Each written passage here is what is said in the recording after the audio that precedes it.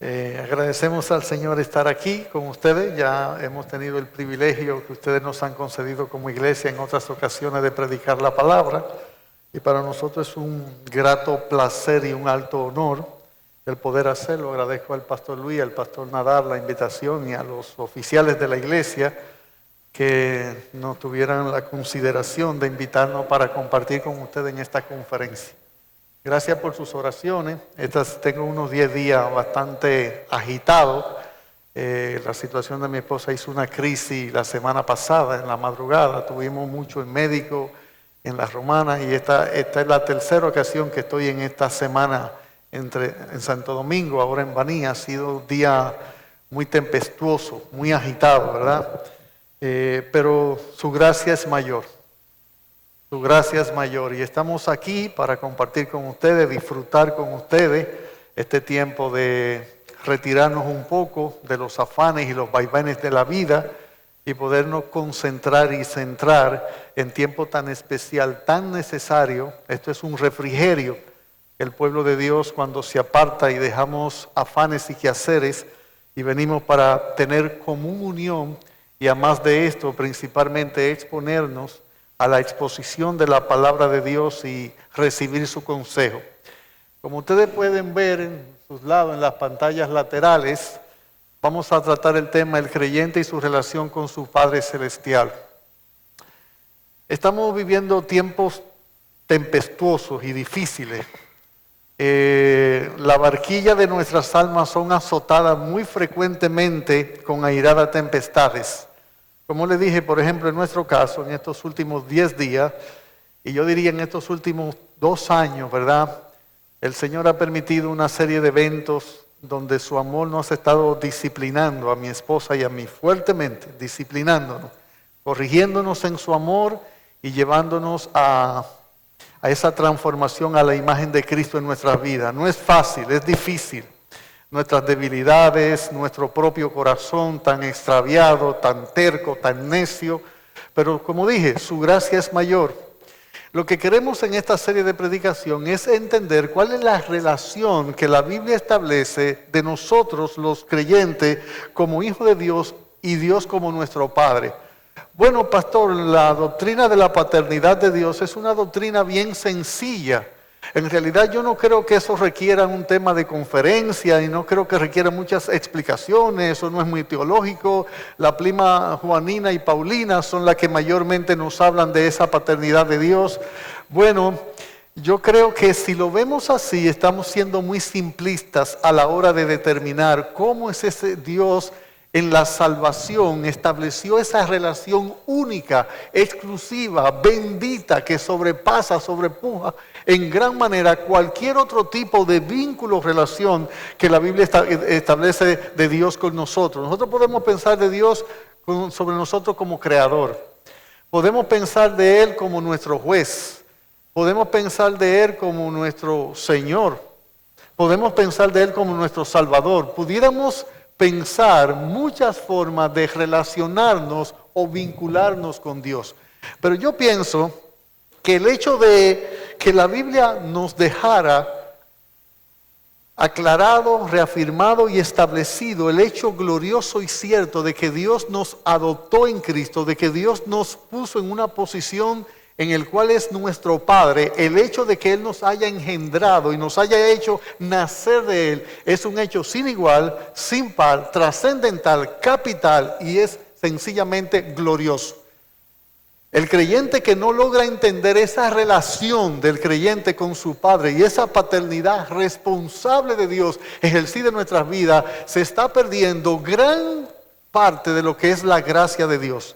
Y esta serie, o estos 3 sermones, estas 3 intervenciones que vamos a tener van a tratar a la luz de Hebreos capítulo 12, el versículo 1 hasta el final del capítulo, de que nosotros podamos entender realmente cómo se da la dinámica, cómo es que se establece ese vínculo y qué hace eso que la divina providencia intervenga en nuestras vidas, de qué modo, de qué manera, de qué forma, en qué grado Dios llevando a cabo una paternidad fiel, una paternidad amante, una paternidad comprensiva, paciente, pero responsable y digna de un Padre y de un Dios como Él. Así es que en sentido general lo que vamos a hacer es ver esas cosas que acabo de decir. Yo quiero pedirle que se pongan de pie un momentito. Van a estar unos minutos sentados. Yo quiero que vengan conmigo al libro de Hebreos, capítulo 12. Como dijera, vamos a predicar basado en este pasaje. Hebreos, capítulo 12, versículo 1 en adelante. Yo les leo, ustedes me siguen con sus vistas y oídos. Dice Hebreos, capítulo 12, versículo 1, por tanto, nosotros también, teniendo en derredor nuestro tan grande nube de testigos, despojémonos de todo peso y del pecado que nos asedia y corramos con paciencia la carrera que tenemos por delante. Puestos los ojos en Jesús, el autor y consumador de la fe, el cual por el gozo puesto delante de él sufrió la cruz, menospreciando el oprobio, y se sentó a la diestra del trono de Dios. Considerad aquel que sufrió tal contradicción de pecadores contra sí mismo, para que vuestro ánimo no se canse hasta desmayar. Porque aún no habéis resistido hasta la sangre combatiendo contra el pecado, y habéis ya olvidado la exhortación que como a hijos se os dirige diciendo: Hijo mío, no menosprecies la disciplina del Señor, ni desmayes cuando eres reprendido por Él. Porque el Señor, al que ama, disciplina y azota a todo aquel que recibe por hijo. Si soportáis la disciplina, Dios os trata como a hijos. Porque, ¿qué hijo es aquel a quien el Padre no disciplina? Pero si se os deja sin disciplina, de la cual todos han sido participantes, entonces sois bastardos y no hijos. Por otra parte, tuvimos a nuestros padres terrenales que nos disciplinaban y los venerábamos. ¿Por qué no obedeceremos mucho mejor al Padre de los Espíritus y viviremos? Y aquellos, ciertamente por pocos días nos disciplinaban como a ellos les parecía, pero para lo que nos es provechoso, para que participemos de su santidad. Es verdad que ninguna disciplina al presente parece ser causa de gozo, sino de tristeza, pero después da fruto apacible de justicia a los que en ella han sido ejercitados. Vamos a orar. Padre nuestro que estás en los cielos, que los hombres tengan tu nombre por santo. Gracias por darnos pan cada día. Gracias por perdonar nuestros pecados. Enséñanos a perdonar a los que nos ofenden. Establece tu reino en el corazón de los hombres y permite que del mismo modo perfecto que tu voluntad es hecha en los cielos sea también hecha en la tierra. Danos, oh Dios, un corazón inclinado a tus mandamientos y no a la avaricia. Enséñanos, instrúyenos, disciplínanos, corrígenos. Muestra tu gran amor como siempre lo haces de manera tan latente, presente, evidente y manifiesto. Y permite que cada uno de los que estamos en esta noche, aquí presente, comenzando conmigo mismo, podamos abrir el corazón, el alma, la conciencia, la mente, las entrañas, nuestro ser. Que el Espíritu Santo encuentre un terreno dispuesto, un terreno fértil. Que tu palabra sea clara, sencilla, directa, persuasiva, convincente, que produzca fe, arrepentimiento, ilumina, levanta, humilla, sana, quebranta, disciplina, corrige, edifica, transforma, enseña, exhorta, anima, reta. Y danos en esta noche un corazón en pos de ti, un corazón reverente, atento, hambriento, sediento, buscador de tu verdad. Danos corazones de hijos obedientes, y permite que tu palabra haga todo para lo que ella ha sido enviada en nuestras vidas en esta noche y por siempre. Para tu gloria y nuestro bien oramos en el nombre de Cristo Jesús. Gracias, muy amable, pueden sentarse. Yo no sé qué pensamiento viene a su mente cuando usted escucha o lee la palabra salvación en la Biblia. La mayoría de los creyentes no tenemos un concepto acabado, completo, cabal, entero de qué es a lo que la palabra de Dios se refiere cuando habla de nuestra salvación. Casi todos nosotros circunscribimos el término salvación al hecho de la liberación de la condenación eterna por el pecado. Cuando nosotros pensamos en salvación, pensamos en que nuestras almas no irán a estar separadas eternamente de Dios por la eternidad. Nosotros casi circunscribimos, limitamos el concepto de salvación a esa liberación de la condenación del pecado. Pero la verdad es que en la Biblia salvación es mucho, mucho, mucho, mucho más que eso. En la Biblia, salvación es cómo Dios revirtió todo el proceso de lo que le trajo el pecado a la raza humana. En la Biblia, salvación tiene que ver con elección, predestinación, redención, justificación, regeneración, santificación, glorificación. Tiene que ver con todo un combo, un todo incluido que va a revertir todo el proceso, toda la maldad, todas las consecuencias funestas que trajo el pecado sobre nuestras vidas. La salvación la revierte. El pecado nos depravó. En la salvación somos regenerados. Se nos imparte dos cosas de Dios: la vida de Dios y la naturaleza de Dios. Y el pecado remanente tenemos la santidad, que es progresiva para ir mermando día a día el efecto, y será también la glorificación, que es la salvación en su estado de perfección. Pero la mayoría de nosotros, cuando pensamos en salvación, solo pensamos en no condenación. Y es por eso que muchos creyentes que se saben ciertamente salvados, graciosamente salvados, benditamente salvados, plenamente salvados, solo conciben esa salvación librándonos de la condenación del pecado, pero no librándonos del poder del pecado. Y es por eso que el paréntesis de la salvación en cuanto a santidad progresiva es tan deficitario en la vida de muchos creyentes, porque no entendemos cómo la salvación opera para fines de vencer el poder de pecado en nuestras vidas, día a día, hora a hora, minuto a minuto, semana a semana, segundo a segundo, milenio a milenio. Hasta que los creyentes no podamos entender qué es lo que la Biblia dice que es salvación, no lo vamos a poder disfrutar ni obtener todas las gracias que se derivan, que surgen, que son el resultado de esa salvación. El escritor de Hebreo en el capítulo 2, en el versículo 3, él habla de no descuidar una salvación tan grande. La pregunta es, ¿en qué sentido, de qué manera, en qué grado, en cuáles formas la salvación es grande? Cuando nosotros pensamos en calificar algo como grande, casi siempre porque tenemos un punto de comparación en el cual nosotros podemos establecer cierta diferencia en la dimensión, en el tamaño que la cosa se establece. Si nosotros quisiéramos determinar cuán grande es la salvación, nosotros tendríamos que contestar por lo menos 3 preguntas. Número 1, ¿quién nos salvó? Número 2, ¿de qué nos salvó?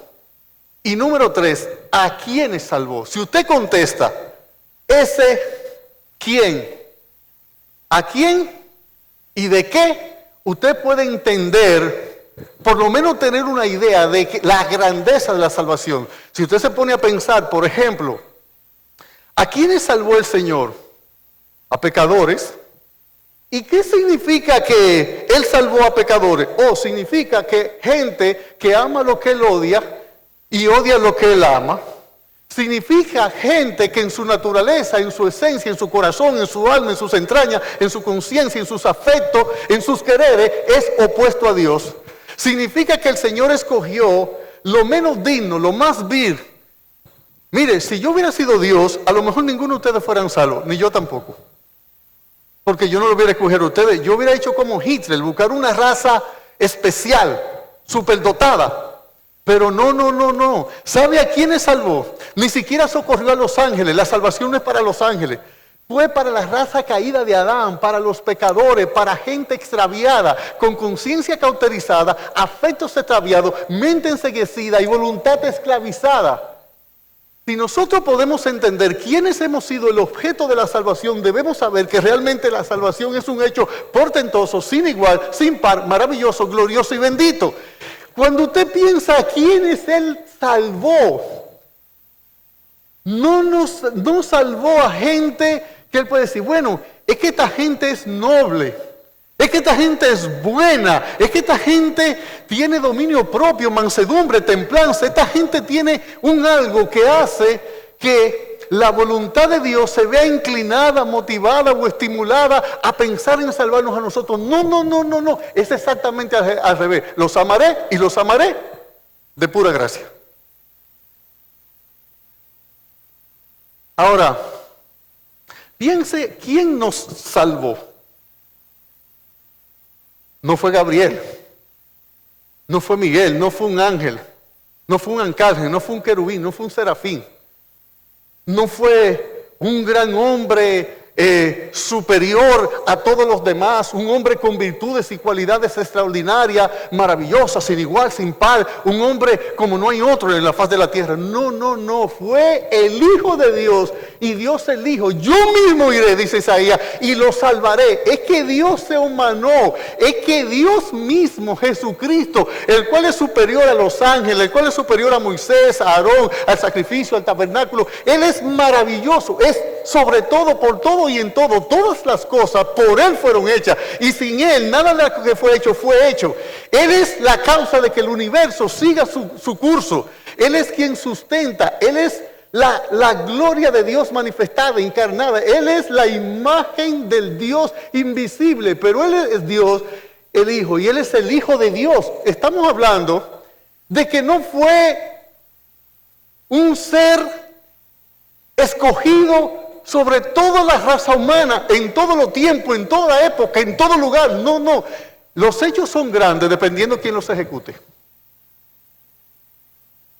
Los hechos adquieren portento, trascendencia, importancia, dependiendo quién los lleve a cabo. Si a lo mejor aquí yo cojo un piano, un teclado, si tiene este teclado, y me pongo a tocar, pasa desapercibido. ¿Quién está tocando? Ramón Castro. ¿Qué sabe Ramón Castro de música? Lo mismo que usted sabe de astrología. Pero si se sienta, por ejemplo, si fuera Mozart o Richard Clayderman, para mencionar a alguien que está vivo, y comienza a ejecutar una pieza, la atención de usted inmediatamente se gana. Y yo puedo tocar la misma pieza musical que él, pero no es lo mismo si lo hace Ramón Castro que si lo hace Richard Clayderman. El hecho de quien ejecuta la acción le da portento, le da trascendencia. La salvación es grandísima, extraordinariamente grande, por el hecho de quien nos salvó. Estamos hablando de que lo divino se hizo humano, que al que debemos nosotros servir, vino a servirnos, que al que debemos amar nos amó primero, que al que debemos nosotros buscar nos buscó a nosotros. Estamos hablando de que la salvación es el hecho ejecutado por Dios el Hijo, humanado, encarnado.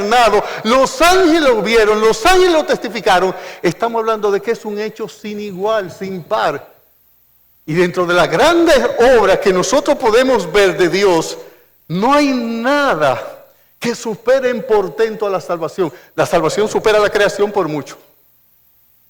Pudiéramos esta noche hacer un tipo de comparación entre salvación y creación, y usted va a ver que todas las bondades de la creación son superadas con creces por la salvación. Pero la salvación no solamente es grande de a quién salvó, quién nos salvó, sino de qué nos salvó. Bueno, ciertamente yo decía que la salvación no consiste en el hecho per se, en el hecho en sí, en el mero hecho, en el único hecho de ser librado de la condenación del infierno. Pero si la salvación solo consistiera en eso, de todas maneras, de todas formas, fueron hechos incomparables, inconmensurables. Eso no es el todo de la salvación, pero si eso fuera el todo de la salvación, pensemos un poquito en esto. ¿Cuánto tiempo es la eternidad?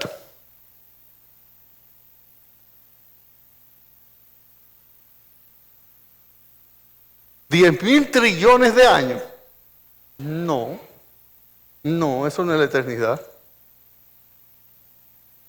Si es verdad que las almas eternas de los hombres van a ir a las llamas eternas del lago de fuego y que no van a salir nunca jamás, que por siempre jamás, por los días de los días, los minutos de minutos, los siglos de los siglos, las edades de las edades, los milenios de los milenios, las almas van a arder en un lugar de tormento. Si eso es verdad, si es verdad que el infierno es real y la salvación me libra a mí de un infierno que yo me merezco, entonces la salvación es un hecho demasiado grande.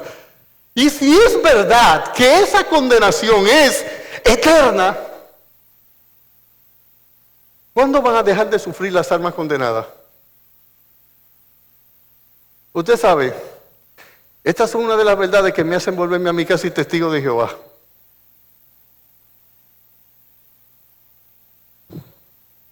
Usted sabe que la mayoría de los creyentes no creemos en el infierno, de verdad. Nosotros sí sabemos que la Biblia dice que el infierno existe y profesamos con nuestros labios que es cierto que la Biblia lo enseña. Pero nosotros no creemos en el infierno. Muchas gracias, mi hermano. Gracias. Nosotros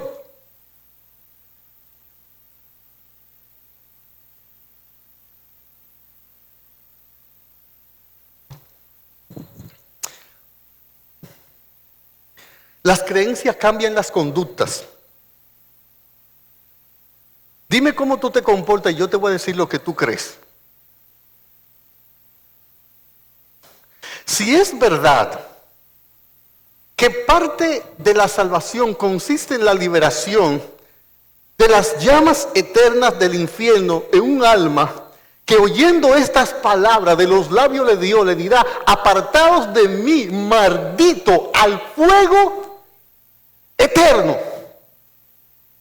Si eso es verdad, entonces la salvación es demasiado grande, es lo más glorioso, hermoso, lo más trascendente, lo más maravilloso, lo más inigual, lo más impar que le puede ocurrir a un ser humano. Y por vía de consecuencia y por sentido común y por lógica, lo peor que le puede suceder a un hombre es entonces no ser salvo.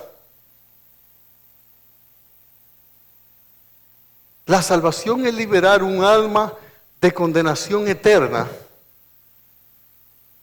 ¿Cuánto tiempo es la eternidad? Vamos a imaginarnos que en la luna hay una gran ave. ¿Cuál es el ave nacional? ¿Perdón? Vamos a imaginarnos que hay una cigua palmera que es del tamaño de todo este campamento y está en la luna. Esa gran cigua palmera baja a la tierra una vez cada 1000 años. Una vez cada 1000 años. Y cada vez que la cigua palmera desciende de la luna a la tierra, ella va a una de las tantas playas y mares y océanos que hay en la tierra y coge en su pico un solo granito de arena. Un solo grano de arena, cada 1000 años, y lo lleva hacia la luna. Si yo fuera a la playa y tomo un puñado de arena en mis manos, ¿cuántos granitos de arena usted se podría imaginar que yo puedo tener? Pues vamos a suponer que esa cigua palmera gigantesca baja a la tierra cada 1000 años y toma un solo granito de arena. ¿Cuánto tiempo necesitaría esa cigua palmera para transportar todos los granos de arena de todas las playas, de todos los océanos y de todos los mares que hay en el mundo para trasladarlo todo a la luna? Uno cada 1000 años. Cuando ella termine de trasladarlo todo, apenas habrá comenzado la eternidad. Y en la salvación, el Señor nos libra de una condenación eterna. ¿Cómo escaparemos nosotros si descuidáramos una salvación tan grande? ¿A quiénes salvó? ¿Quién nos salvó? ¿Y de qué nos salvó? Pastor, ¿y qué tiene que ver esto con el creyente y su relación con el Padre Celestial? Bueno, que una de las bondades de la salvación es que tú fuiste adoptado. Le dije que la salvación era un ¿qué? Un combo, un paquete, un todo incluido. Es que Dios no solo se conformó con no mandarme en su misericordia a la condenación eterna que justamente me merecía. Y eso lo impidió un atributo de Dios que se llama su misericordia. Dios no se conformó con eso. Dios agarró su gracia y me metió en el cielo, me justificó, me redimió, me regeneró, me santificó, me perdonó, me va a glorificar. Y eso es salvación y me adoptó. Estableció una relación entre Él y yo, en el cual Él se colocó en su condición de Padre. Y cuando Él tuvo que operar esa salvación tan grande para mí, Él puso el precio más alto de redención, que fue la sangre, que Dios mismo, el ser de la vida, el ser eterno, el que todo lo puede, el Dios que todo lo sabe, el Dios que está presente en todo lugar, se vistió con esta ropaje de naturaleza, de carne y sangre. Lo que nosotros llamamos la encarnación de Cristo. Cristo se humanó. Y en su autovaciamiento, el Señor entonces se presenta como un hombre con mis debilidades, con mi flaqueza, en su pureza, en su perfección, en su santidad. Y Él se ofreció para llegar a cabo este proceso de la salvación. Y eso hizo que Dios se colocara en relación conmigo como un padre. La doctrina de la paternidad de Dios no está explicada en el Antiguo Testamento. En el Antiguo Testamento más bien Dios es visto como rey, como señor, como juez, como el proveedor, como todo eso. Pero la pluma paulina y juanina en el Nuevo Testamento son lo que nos dan luz acerca de esta preciosa doctrina. Cuando el Señor le piden que enseñe a orar a sus discípulos, que Él comienza a orar, Padre, vosotros pues oraréis así. Padre nuestro que estás en los cielos. Me imagino que esa mente judía, inmediatamente, esto tuvo que haber sido muy chocante para ellos. Entonces, vienen las doradas páginas de la Biblia y nos enseñan que Dios se convierte en nuestro Padre. Y yo quiero, en estas 3 ocasiones, explicar un poco, como dije en la introducción, este tipo de relación, de vínculo, la dinámica que lleva al portento divino a trabajar nuestras vidas, a cuidar nuestras vidas, a transformar nuestras vidas, a guiar nuestras vidas, a cambiar nuestras vidas, porque la idea es que los hijos se parezcan a los padres, por genética, por formación, por influencia, por filosofía, por lo que usted quiera. En el libro de Hebreos, capítulo 12, donde vamos a ver esta verdad, el escritor de Hebreos en el capítulo 12 hace una buena analogía y una comparación de la vida cristiana con una carrera de campo y pista. Y esa analogía, cuando él va a comenzar a hacerla, él comienza con una frase que es por tanto. Mírelo conmigo, Hebreos 12:1. Hebreos 12:1. Así comienza nuestro pasaje. Por tanto. ¿Qué significa por tanto en Hebreos 12:1? Bueno, hay 3 expresiones que se usan en el libro de Hebreos que la Biblia usa cuando ya va a exhortar, a demandar obediencia de una instrucción antes dada. El método de Dios en la Sagrada Escritura: te instruyo primero y luego que te instruyo, entonces te demando obediencia en base a lo instruido, en base a lo que he dado, en base a lo que he enseñado previamente. Y Él está haciendo lo propio. Este, por tanto, de Hebreos 12:1 es un vínculo, un puente establecido entre Hebreos capítulo 1 hasta el capítulo 11 y el último de sus versículos. Este por tanto significa por lo susodicho, por lo antes dicho, por lo antes explicado, por lo antes narrado.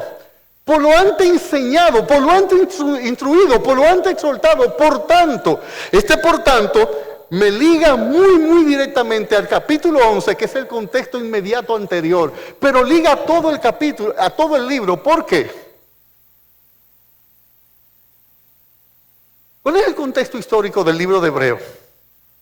¿Qué estaba pasando en la vida de los destinatarios? Un grupo de creyentes judíos que estaba padeciendo mucho por su fe y su cristianismo, y ante ese padecimiento ellos tuvieron dos reacciones. Número uno, se vieron tentados a volverse y arroparse bajo el manto del judaísmo para escapar del sufrimiento.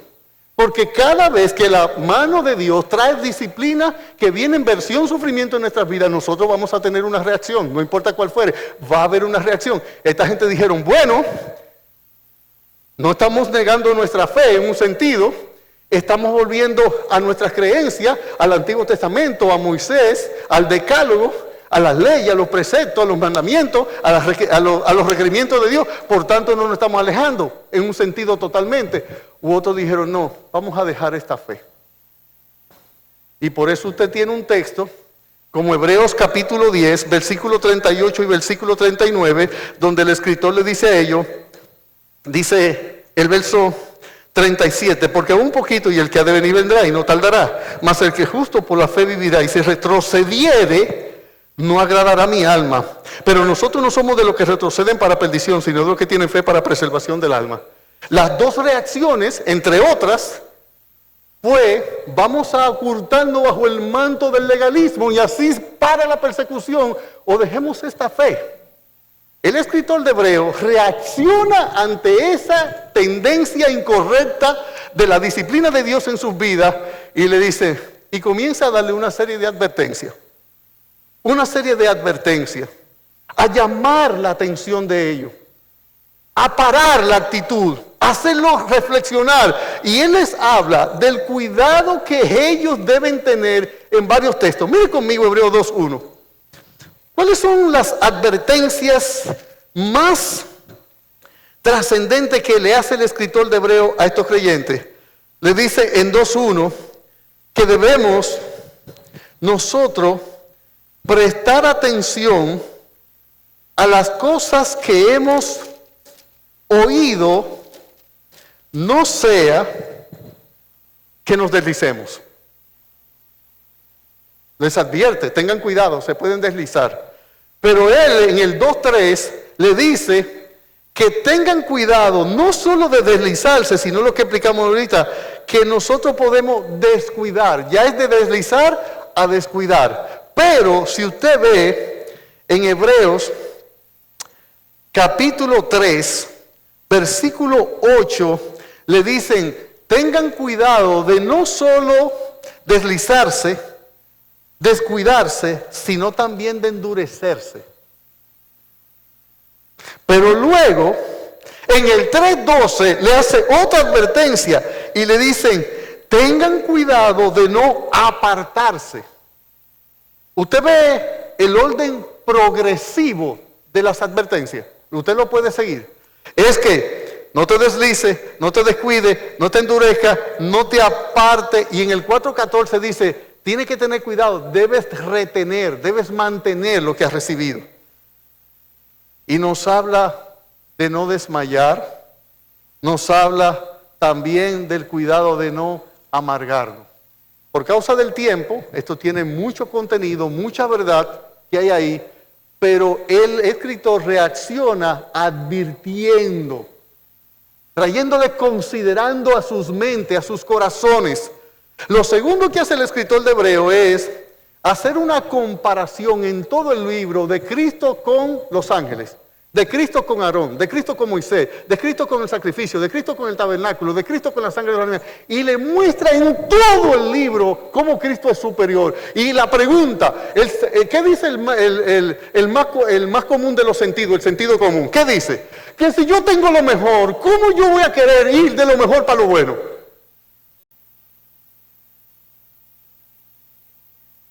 El más común de los sentidos, el sentido común le dice, pero ¿cómo tú vas a querer volver a la ley que representa a Moisés, que representa a Aarón, que representa los machos cabríos, que representa esa sangre, que representa el tabernáculo, que representa la ley? Tienes a Cristo el Salvador, tiene a Dios mismo contigo. ¿Cómo vas a reaccionar? Pero nosotros frente al sufrimiento siempre tenemos reacciones.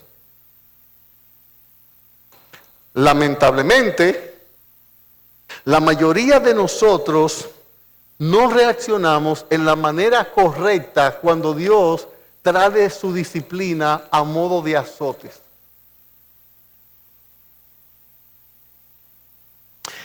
Todo esto es el contexto de por tanto.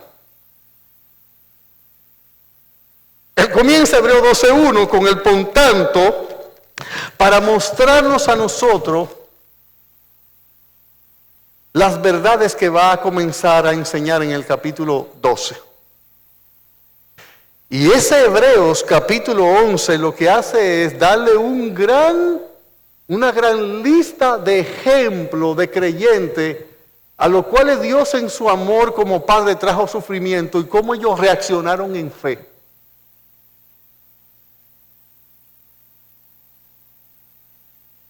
¿Cómo reaccionaron en fe?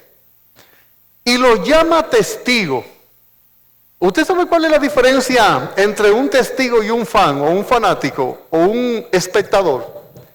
Que la gente que él cita en Hebreo 11, no fue que vieron a otros padecer, sufrir, y que por su fe ellos se mantuvieron firmes, y estos fans, bien.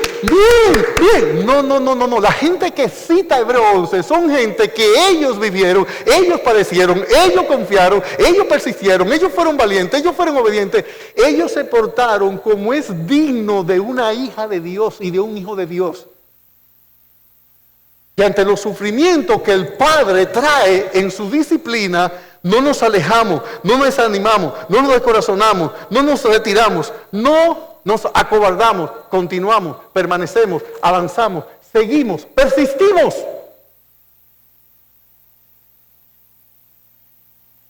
Este contexto de Hebreos 12, por tanto, quiere enseñarle a estos hermanos que estaban padeciendo que el sufrimiento que Dios como Padre permite en nuestras vidas ni es una venganza, ni es que Dios está airado por nuestra desobediencia, ni Dios está frustrado y en su frustración, como nosotros a veces hacemos con nuestros hijos, cuando lo hemos corregido vez tras vez, y no hay la reacción que esperamos, nosotros estallamos en ira. Él les está diciendo, del mismo modo que un corredor de pista y campo y pista, tiene una meta, tiene que ser sometido por un entrenador a una serie de disciplinas que es la que le forjan el carácter, que es la que le trabajan la bíceps de la paciencia, la pierna de la mansedumbre, el pectoral de la fe, es la que le trabaja, por ejemplo, los antebrazos de la paciencia. Asimismo, estos sufrimientos van trabajando en la vida de un creyente su carácter hasta ser hecho a la semejanza de su Padre Celestial. Y lo que hace el escritor de Hebreos en Hebreos 12 es tomar un ejemplo de hijo, un paradigma de hijo, tomar un modelo, un patrón, un tipo de hijo. Y él, cuando introduce la analogía o la metáfora, no sé qué, en Hebreos 12 sobre la vida del cristiano como una carrera de campo y pista, inmediatamente dice que Cristo es nuestra meta, pero es mi modelo para llegar a la meta. Él es a quien debemos alcanzar, pero Él es a quien debemos imitar. Él es nuestra cúspide más alta, pero Él es la fuerza y el modelo de cómo llegar a ella. Él es nuestro todo en todo. Él es Y nos presenta a Cristo como un hijo que ante el sufrimiento máximo, ante el mayor dolor, ante la mayor aflicción, se mantuvo enfocado hacia su Padre. Mírenlo en agonía en Getsemaní. Mírenlo rogando. Y Hebreos 5:7 lo cita. Cristo en los días de su carne ofreciendo ruego con gran clamor y lágrima al que le podía librar de la muerte, fue oído a causa de su temor reverente. Pero ¿qué dijo el Hijo en su misión perfecta al Padre? Mas no se haga como yo quiero, Padre, hágase tu voluntad. Como tú quieres, como tú ordenas, como es tu plan maravilloso para mí. Así es que este Hebreo 12 nos va a enseñar a nosotros que si bien la carrera de vida cristiana se parece a una carrera de campo hispita, en lo cual hay corredores, atletas, hay personas que van hacia una meta, hay un entrenador, y esa relación de Dios con nosotros es de un Padre que nos entrena transformando nuestro carácter y vida para llevarnos a ser como Él, y el modelo, paradigma, patrón, tipo, ejemplo de eso es Cristo el Señor. Y yo quiero dejar esta idea sentada esta noche, porque va a servir como fundamento para los siguientes 2 sermones que vamos a ver mañana en la mañana y el domingo en la mañana. Todos los eventos, y cuando digo todo, es todo, bueno, malo, placentero, desagradable, agradable, en el trabajo, en la salud, en la economía, con la familia, en la iglesia, manejando, con los hermanos, con mi familia, con mi mamá, con mi vecino, con mi tío. Todos los eventos que Dios permite en nuestras vidas es parte de la disciplina espiritual que Dios en su paternidad responsable ejerce en la vida de sus hijos. No hay un evento, por grande o pequeño que parezca, por grande o pequeño que no sea el ejercicio de la divina providencia, orquestando de manera magistral, de manera extraordinaria, sin igual y sin par, cada evento en el grado que lo permite, en el tiempo que lo permite, en las circunstancias que lo permite, en el tiempo que lo permite, con quién lo permite, cuándo lo permite, cómo lo permite, dónde lo permite, por qué lo permite y para qué lo permite. Es la mano bendita de un Padre perfecto, trabajando, movido por su amor, hasta reproducir en nosotros la imagen de su Hijo en santidad perfecta. Cuando hablamos de disciplina espiritual,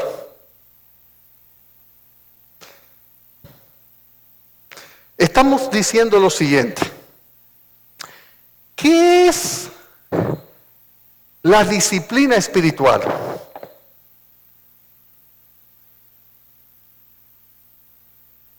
Podemos decir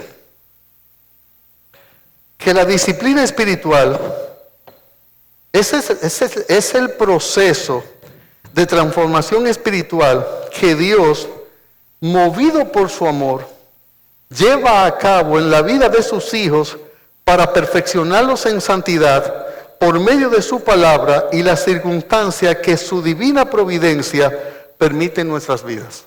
Lo voy a releer.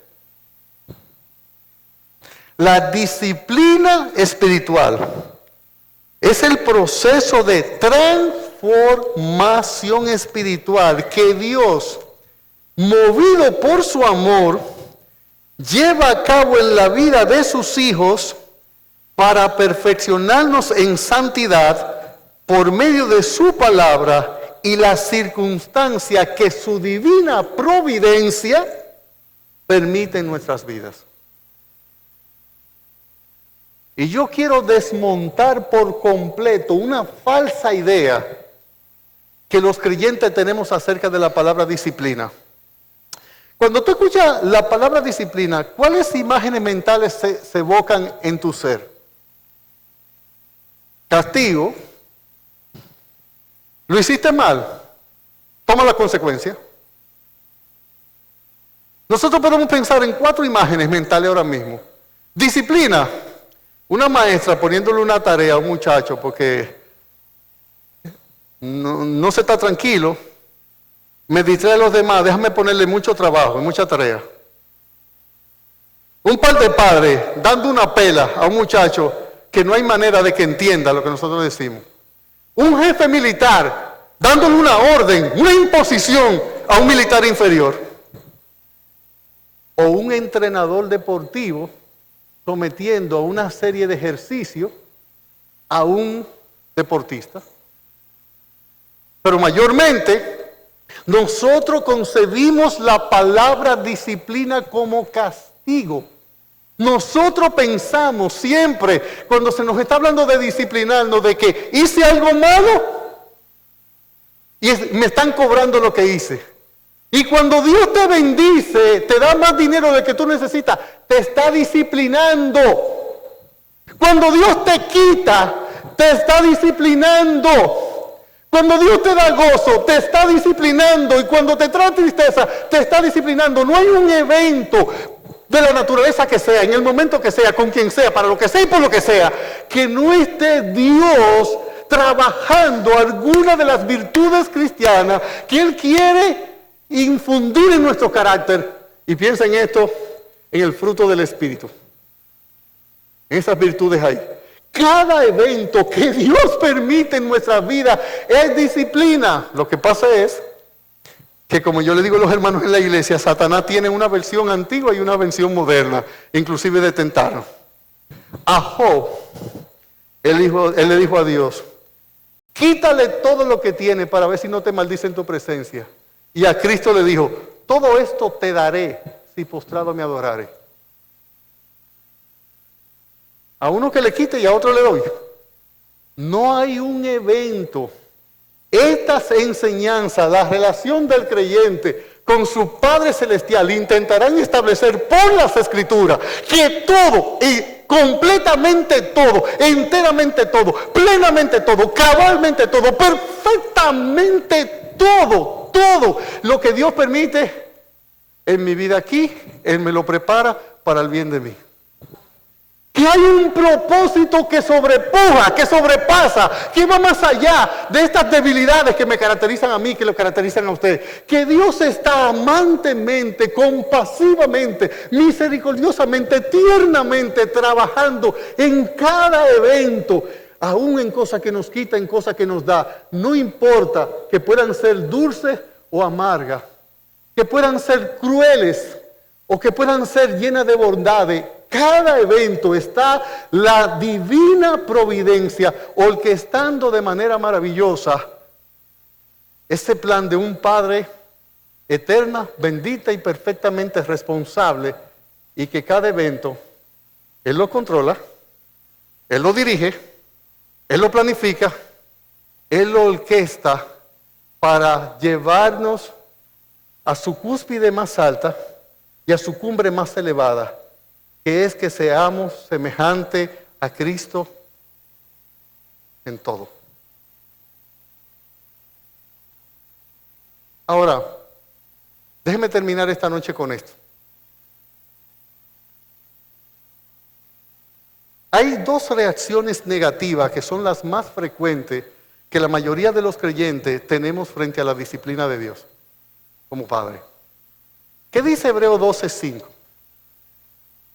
Y ya os habéis olvidado la exhortación que como a hijos se os dirige diciendo, hijo mío, no menosprecies la disciplina del Señor. Y esa es la primera actitud o reacción negativa ante la disciplina, menospreciarla. Y después dice el texto, ni desmayes cuando eres reprendido por Él. Desprecio y desmayo son las actitudes incorrectas más frecuentes que nosotros podemos ver en la vida de nosotros como creyentes cuando Dios como Padre nos disciplina. ¿Y qué es el menosprecio? Bueno, la palabra menosprecio es una palabra compuesta que significa menos y precio. Es infravalorar algo, valorar algo por debajo de él. Es como que yo le diga a ustedes, vamos a suponer que este celular me costó 10,000 pesos y yo diga a ustedes, vendo mi celular esta noche y me diga, por ejemplo, la hermana me dice, le doy 1,200 por él. Digo, pero no me menosprecia el celular, lo estás infravalorando, lo estás devaluando. es no valorar algo en su justa medida. Cuando un creyente está siendo sometido a aflicción, a dificultades, adversidades, sufrimiento, puede que en vez de ver la rica bondad, amor, magnificencia, la rica misericordia de Dios, él menosprecie eso. Como vamos a ver en este pasaje, hay varios menospreciadores. Está Cristo, están los creyentes y está Esaú. ¿Usted lo recuerda? ¿Qué hizo Cristo según Hebreos 12:2?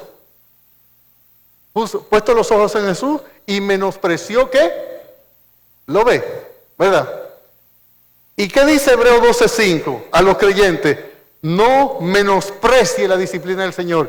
¿Qué hizo Esaú en Hebreos 12?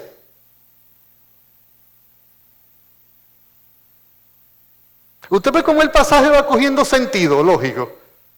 Miren, dice, en una de las advertencias que nos hace en este libro, dice en el versículo 16, no sea que haya algún fornicario o profano como Esaú, que por una sola comida vendió su primogenitura.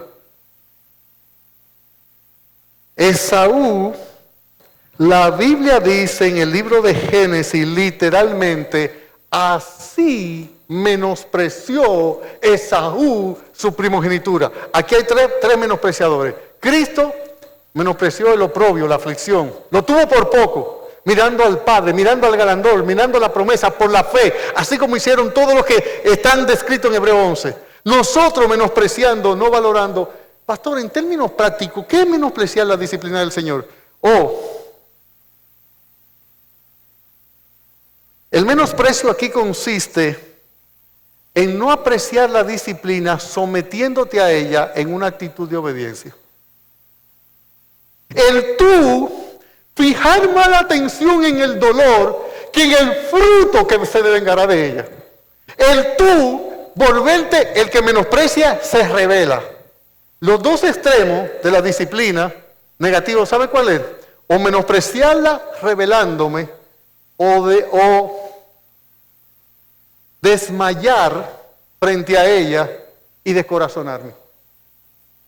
Ambas actitudes abortan el proceso de la disciplina. Hay quienes son rebeldes y dicen, no, y no lo voy a hacer porque no quiero, porque no me gusta, porque no puedo, porque no me da la gana, por lo que sea, no lo voy a hacer. Ese parece que es como más malo. Pero aquel que no dice nada de eso y se calla, se desgana, se descorazona, se desmotiva, se desanima, se desalienta, está igualmente abortando el proceso de la disciplina. Los dos extremos de la vida.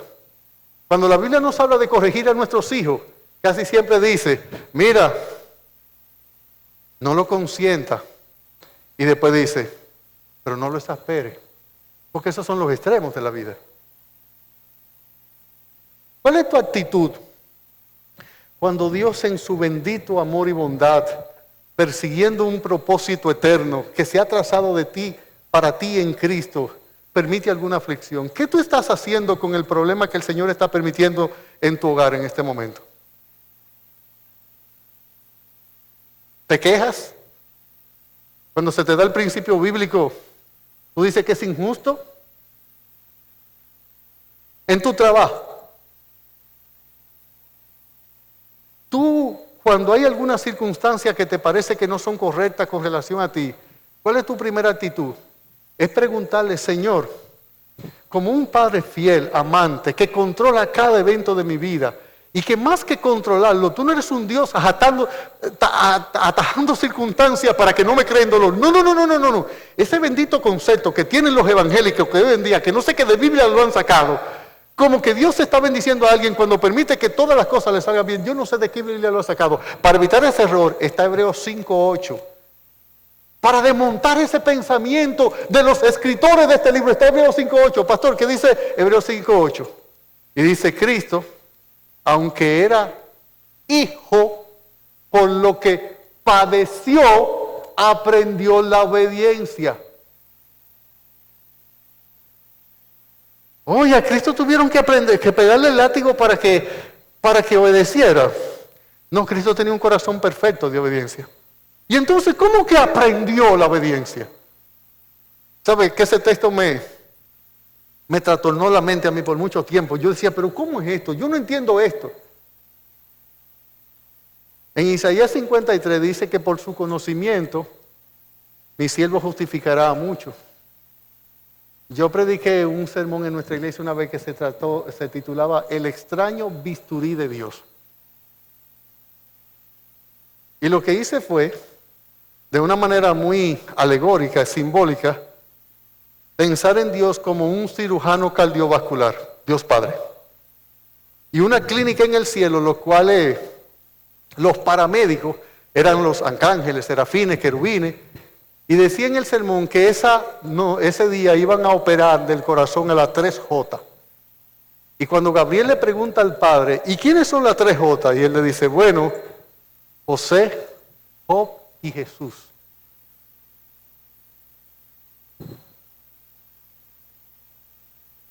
Y explico la marca de bisturí que Dios usó para trabajar el corazón de ellos tres. La marca que usó con José es bastante extraña. Se llamaba, la marca del bisturí era envidia de sus hermanos.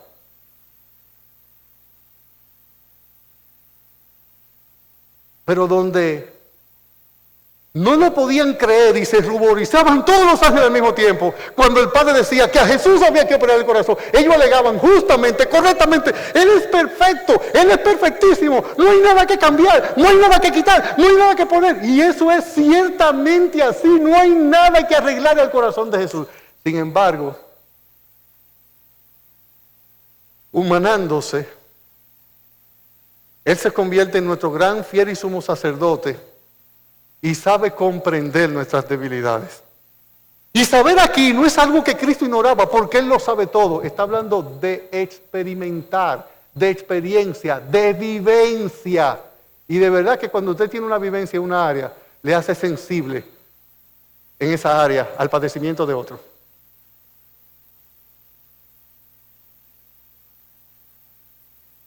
Esta bendita doctrina de la paternidad responsable de Dios, de la relación de Dios Padre como un creyente con sus hijos, está distribuida en toda la Biblia. No hay tal cosa en la Biblia como paternidad universal de Dios. No hay tal cosa.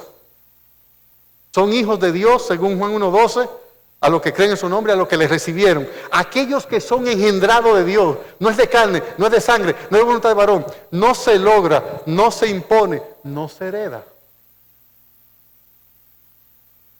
Ahora, ¿tú has pensado en tu relación con Dios como un padre para ti? Yo no sé cómo fue la relación con tu papá o con tu mamá, con tus padres. Yo no sé cómo fue. Si fue una relación amorosa, donde había disciplina firme, donde había principios, normas, reglas, pero también había cariño, había afecto. Yo no sé qué tan balanceado fue tu experiencia paterna y materna. Ahora, una cosa está maravillosamente clara, extraordinariamente clara. Todos los que Dios toma por hijo. Me encanta que Hebreo dice, al que Él toma por hijo. No fue que tú tomaste a Dios por padre. Él te tomó por hijo, dice el texto. Lo disciplina. Y disciplina espiritual. Es un padre con un amor perfecto, con un plan perfecto, con medio perfecto, con un modelo perfecto, trayendo a tu vida cada elemento de lo que sucede. Él ordena el vasto universo, todo el cosmos, tan solo para Él producir en ti y en mí la transformación a la imagen de su Hijo. Dios no se está vengando de ti ni siquiera cuando tú pecas contra Él. Dios no soporta el pecado, la santidad de Dios lo repudia, lo rechaza. Pero el pacto eterno de amor, el hecho de que nos ha adoptado, hace que el amor de Dios esté detrás de cada evento aun cuando nos pega el látigo. Y ese látigo, lejos de moverlo la frustración, lejos de moverlo la ira, el enojo, lo mueve un amor tan y tan y tan y tan y tan y tan perfecto, que cuando para expresar ese amor por ti y lograr desde la redención hasta la adopción y la glorificación, cuando Él tuvo que sacar la billetera y pagar el más alto precio, que fue humanarse a sí mismo, a su Hijo, y matarlo en una cruz como un ser vil, ni siquiera eso escatimó. ¿Cómo no nos dará también con Él todas las cosas? Unos pescadores fueron a pescar.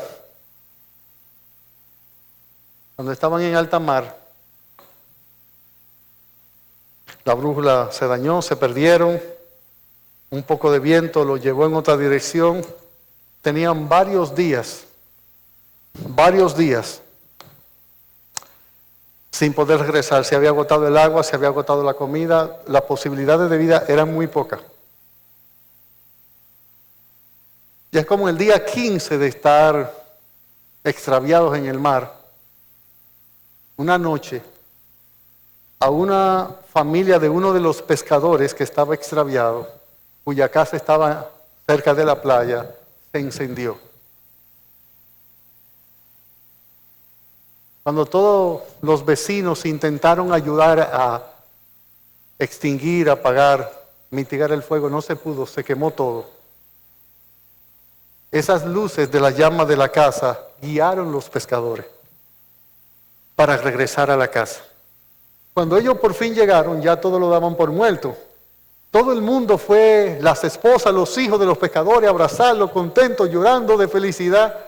Y uno de los pescadores nota extrañamente que su esposa va y lo abraza, pero él no le ve una expresión de alegría y de gozo. Y él le pregunta extrañado, ¿y qué te pasa?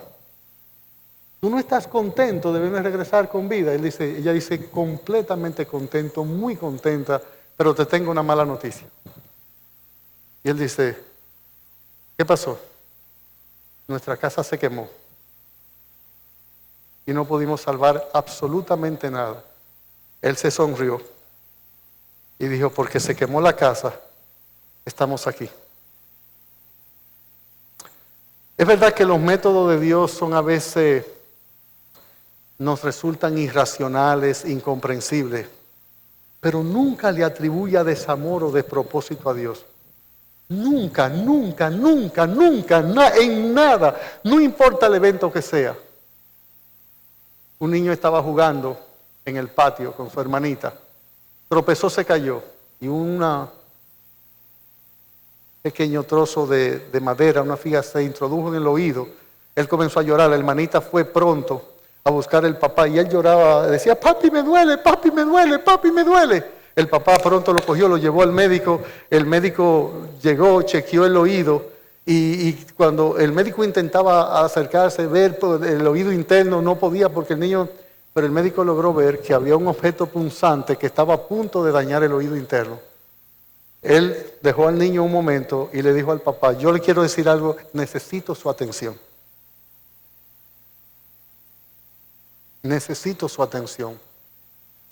Su hijo tiene un objeto punzante en el oído. Si yo no lo extraigo, el niño puede perder el oído. Yo voy a intentar introducir algo para sacarlo. Si el niño se mueve, puede que yo, intentando sacar el objeto, lo que haga es que lo introduzca más adentro y el niño va a perder el oído. Yo necesito que usted me mire, que usted me atienda a lo que le voy a decir. Usted debe sujetar a su hijo lo más fuerte posible. No puede permitir, no importa lo que él diga, no importa lo que él haga, no importa lo que él exprese, sujételo y que no se mueva. Usted me está escuchando lo que yo le estoy diciendo. Míreme, atiéndame. Usted tiene que sujetarlo de manera muy firme. Él le dice, ok, el papá lo agarra. Cada vez que el médico intentaba acercarse al oído, introducir esa zona que es hipersensible, el dolor se incrementaba. Y el niño decía, papi, con los lagrimones, papi, me duele, no deje que ese hombre me haga daño. Él se refería al médico. Y el niño lloraba inconsolablemente y cuando el papá lo veía, sus lágrimas corrían por la mejilla y el médico lo miraba y le decía, agárrelo. Y el niño decía, papi, me duele, ¿cómo tú dejas que ese hombre me haga eso? Me duele. Y el médico decía, agárrelo. Dice Isaías 53, que el padre sujetó al hijo para que los hombres le dieran en la cruz. Hebreos 12:11 dice, es verdad que ninguna disciplina al presente parece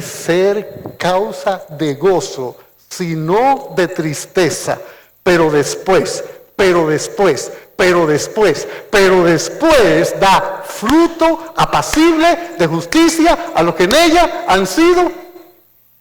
Que el Señor les bendiga.